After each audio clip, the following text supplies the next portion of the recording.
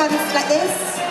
The babies love it because, and also as a mummy when you're dressing baby, you can start chatting to your children. Can you see the crocodile? And the children love showing you. The crocodile's mouth opens, so that's super cute.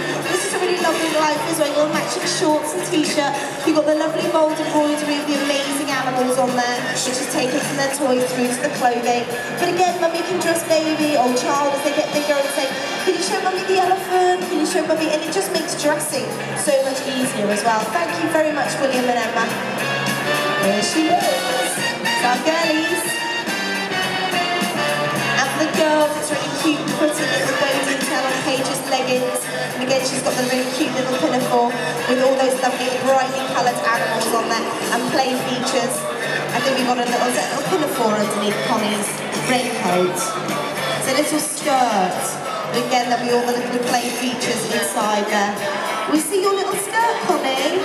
Oh look, you do look smart. Very nice. How sweet is that?